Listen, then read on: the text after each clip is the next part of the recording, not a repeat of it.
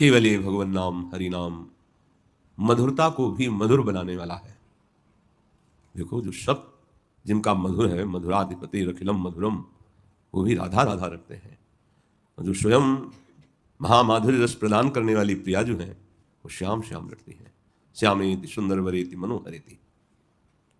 मधुरों का भी परम मधुर प्रभु का नाम है। यदि नाम तुम्हारी जिह्वा पे अभी नहीं आया है तो कुछ भी कर लो, माया के द्वंद्वों पर विजय प्राप्त नहीं कर सकते।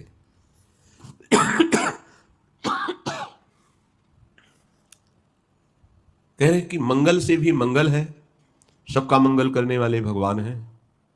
ये मंगल भवन भगवान का भी मंगल करने वाला भगवान का नाम है, भगवान की बाल लीला में देखा गया। और पवित्रों को भी पवित्र करने वाला है। जैसे आपको जो पुरोहित जन जल देते हैं, कहते छिड़को, फिर आचमन, इन सब में नाम विराजमान है। कहते हाथ में जल लो, ऊपर छिड़को। पवित्रहा पवित्रो वा सर्वावस्थांगतो विवाह यह स्मरेत पुंडरीकाक्षम स्वायाभ्यंतरः शुचि। वो आदमी समझता है कि मंत्र बोला गया, हम जल छिड़क रहे तो पवित्र हो रहे हैं।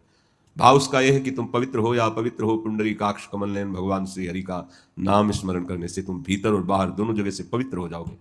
फिर कहा जाता है आचमन करो, केशवाय नमः, नारायणाय नमः, माधवाय नमः, फिर हस्तो प्रक्षालय, हाथ धो, गोविंदाय नमः। ये क्या है? सब नाम है, सब नाम है, सब शास्त्रों का सार नाम है। इसलिए कह रहे पावनम पावने पावनेभ्योपि हरिर नामयो केवलम। ये पवित्रों को भी परम पवित्र करने वाले सामर्थ्य से युक्त है भगवान नाम। तिनके से लेकर ब्रह्मलोक तक कहीं मत फंसो, ये सब मायामय है।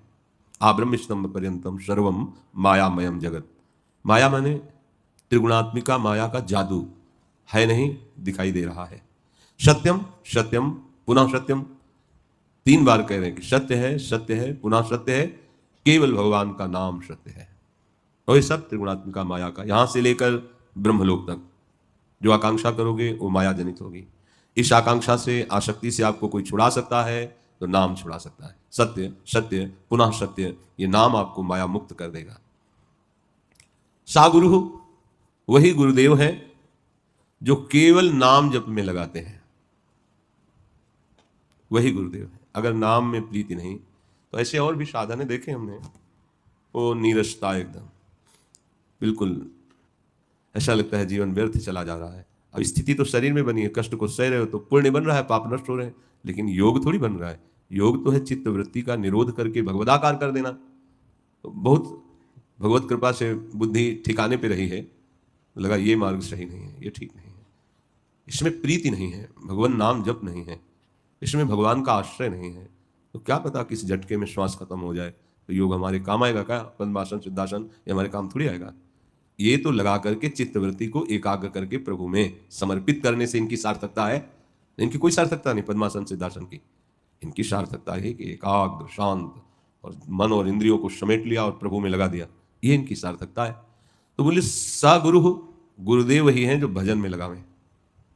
प्रणाम है उन प्रभु श्री हरि को जो गुरुदेव के मिलने से पहले ही उन्होंने लगा लिया था, और फिर ऐसे गुरुदेव रूप में मिले कि उन्होंने और कुछ उपदेश किया ही नहीं, तो यही जो मंत्र दिया और नाम दिया, और कहा इसको तब मानना तुम्हारा जब ठीक हो रहा है जब नाम ही तुम्हारे सामने हो, निरंतर नाम जब करते हो, जब रूप तुम्हारे सामने हो।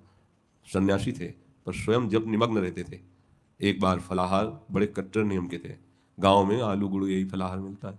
अच्छा, उसमें भी यदि वो अपना खप्पर ऐसे रखे और आप पूछ लिए स्वामी जी डालें, तो खप्पर पलटा दिया, नहीं। पूछ लिया तो नहीं। अच्छा, आप जरा सा थोड़ा डाला और बचा कर रखा कि दोबारा देंगे, तो स्वामी जी अब डालें, नहीं। स्वामी जी दूध लेंगे, नहीं। हाँ तो कभी निकला ही नहीं उनके। जब कुछ लोग जो जानते थे मौन आते थे, जब और जितना डालते जाओ पा जाएंगे वो। अगर पूछ लिया तो रात दिन मंत्राकार, लाल चेहरा, वयोवृद्ध 90 वर्ष के, लाल चेहरा बना हर समय। वो झोली पहले ऐसे चलती थी ना, लंबे वाली, ऐसे डाले ऐसे, बस वैसे। तो उनकी शरण मिली तो फिर उन्होंने जप प्रधान जीवन बना दिया। बस सार बात है भजन करना, भजन करो। तो गुरु वही जो नाम जप में प्रीति करा दे, नाम जप करना सिखावे। ये